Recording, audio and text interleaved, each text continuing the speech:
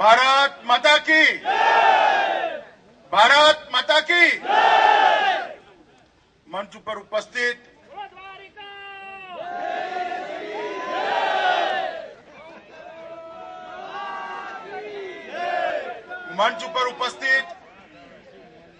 गुजरात प्रदेश Bharatiya Janata party अध्यक्ष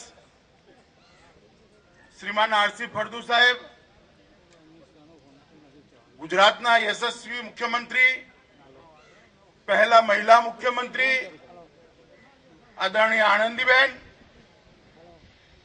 अमदावादना प्रथम नागरिक मेयरश्री, मंच पर उपस्थित प्रदेशना पदाधिकारीओ, मंत्रीमंडळना सौ सभ्यो અને આજે આ કાર્યક્રમમાં ઉપસ્થિત વાલા કાર્યકર્તાઓ, ભાઈઓ અને બહેનો, મિત્રો, આજ અમદાવાદની અંદર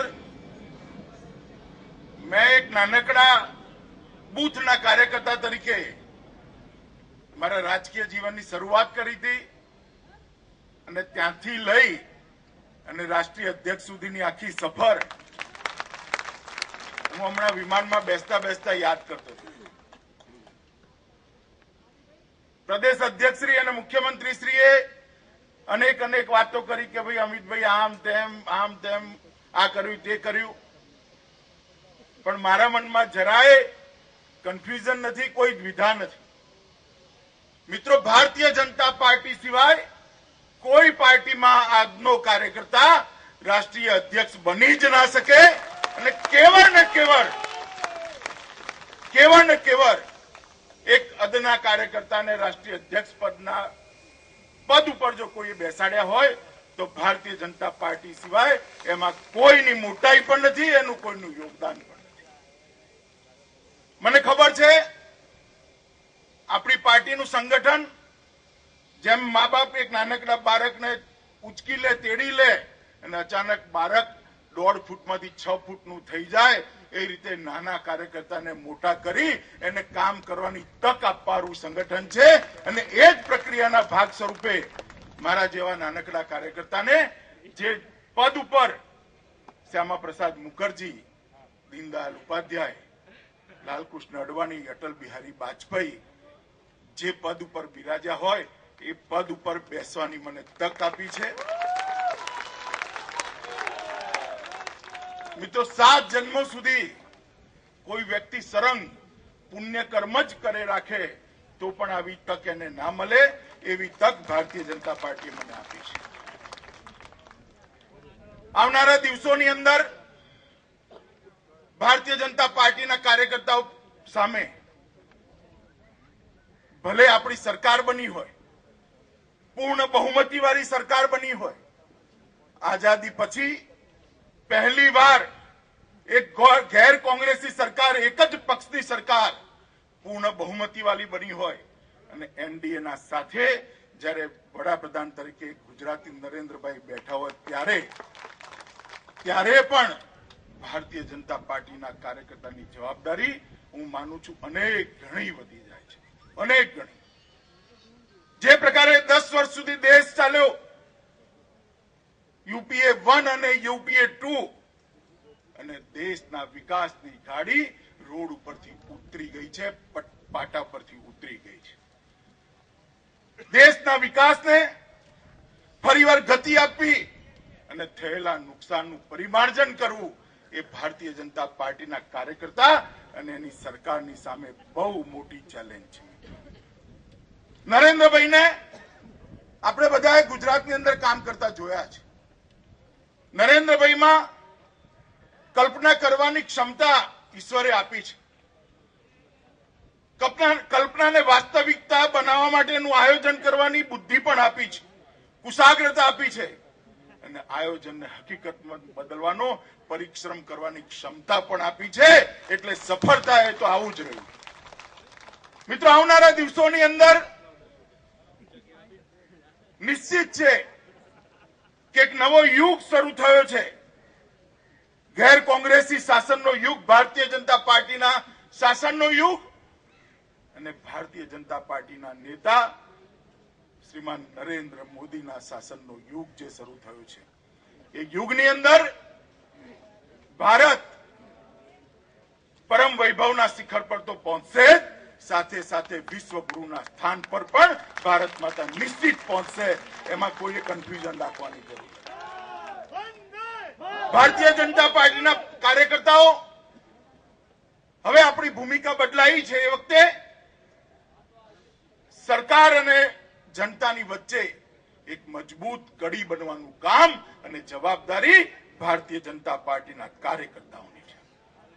સરકાર જે કામ કરે, સરકાર દેશના હિતમાં જે કંઈ યોજનાઓ બનાવે એને પહોંચાડવાનું કામ પણ ભારતીય જનતા પાર્ટીના કાર્યકર્તાનું છે, અને જનતાની જે અપેક્ષાઓ હોય એને પણ સરકારમાં પહોંચાડવાનું કામ ભારતીય જનતા પાર્ટીના કાર્યકર્તાઓનું છે। ભારતીય જનતા પાર્ટી પૂર્વ અને દક્ષિણના રાજ્યોમાં હજી ઘણું મજબૂત કરવાની બાકી છે। આવનારા એક દશક સુધીમાં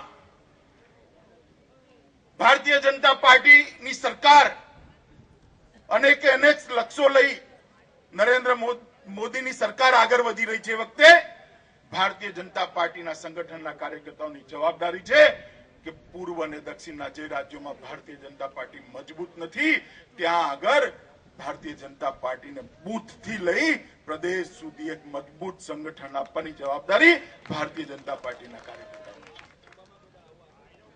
અનેક વાર આ વાત થઈ છે કે જ્યારે કોંગ્રેસનું શાસન આવ્યું ત્યારે દેશની અંદર મોંઘવારી આવી, ભ્રષ્ટાચાર વધ્યો, અરાજકતા વધી, અને આજે જનતાએ બહુ અપેક્ષાથી ગુજરાત જેવા રાજ્યમાં તો પંચાયતથી પાર્લામેન્ટ સુધીની સુવાંગ સત્તા ભારતીય જનતા પાર્ટીના હાથમાં સોંપી।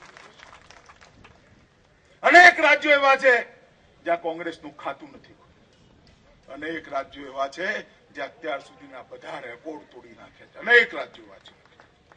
અને નરેન્દ્રભાઈ મોદીના નેતૃત્વની જે સ્વીકૃતિ આવી છે એ સ્વીકૃતિની બરોબરી કરવી હોય તો આઝાદીના દિવસોમાં પાછા જવું પડે। નજદીકના ભૂતકાળની અંદર તો આ લોકપ્રિયતાના પેગડામાં કોઈ પગ નાખી શકે એવું, પરંતુ નરેન્દ્રભાઈ દેશના વડાપ્રધાન તરીકે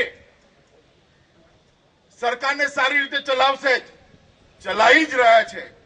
બજેટ એનું તાજું ઉદાહરણ છે।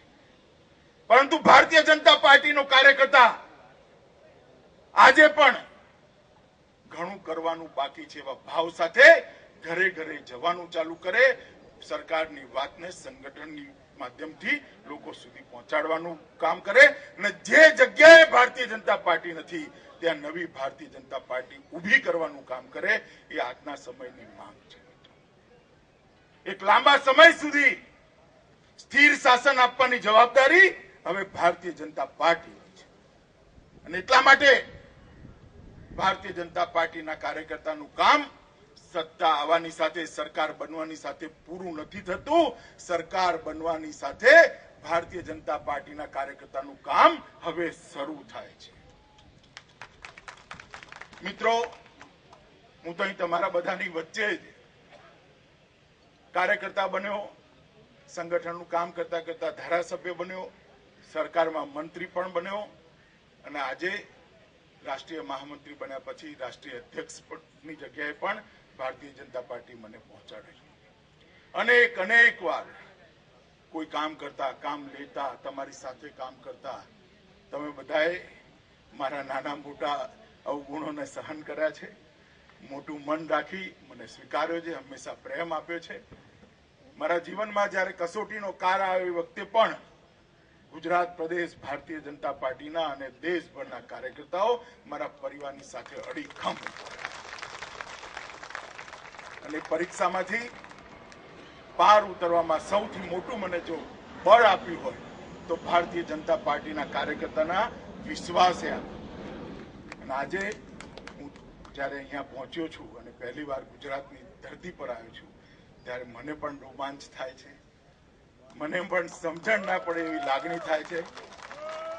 પરંતુ આજે આ મંચ ઉપરથી હું પહેલી વાર જ્યારે જનતાને, કાર્યકર્તાઓને એક પબ્લિક ફંક્શનની અંદર રાષ્ટ્રીય અધ્યક્ષ બન્યા પછી એડ્રેસ કરી રહ્યો છું એ વખતે કહેવા માંગુ છું મિત્રો કે રાષ્ટ્રીય નેતૃત્વએ મારામાં જે વિશ્વાસ મૂક્યો છે એ વિશ્વાસને પાર ઉતારવા માટે હું પરિશ્રમની પરાકાષ્ઠા કરીશ અને એક પણ ક્ષણ ભારતીય જનતા પાર્ટીના વિકાસ વગર, ભારતીય જનતા પાર્ટીના વિકાસના ચિંતન વગર મારા જીવનમાં આવનારા સમયની અંદર ના જાય એની ખાતરી આપી મારી વાત પૂરી કરું છું. આપ સૌએ હૃદયપૂર્વક બહુ ઉમળકાથી આટલી ટૂંકી સૂચનાથી મેં આમ તો ભીખુભાઈને કહ્યું હતું કે ભાઈ હું અમદાવાદ આવું છું એમાં શેનું સ્વાગત, પણ એમનો આગ્રહ હતો અને આટલી ટૂંકી સૂચનાથી લગભગ 12 કલાકની સૂચનાથી આપ સૌ અહીંયા આવ્યા છો. આનંદીબેનના નેતૃત્વમાં આખું મંત્રીમંડળ લગભગ અહીંયા ઉપસ્થિત છે. માન્ય આરસી ફળદુ સાહેબ પણ આવ્યા છે. આપ સૌનો મારા સન્માન કરવા બદલ હૃદયપૂર્વક આભાર માની મારી વાત પૂરી કરું છું. ભારત માતા કી જય.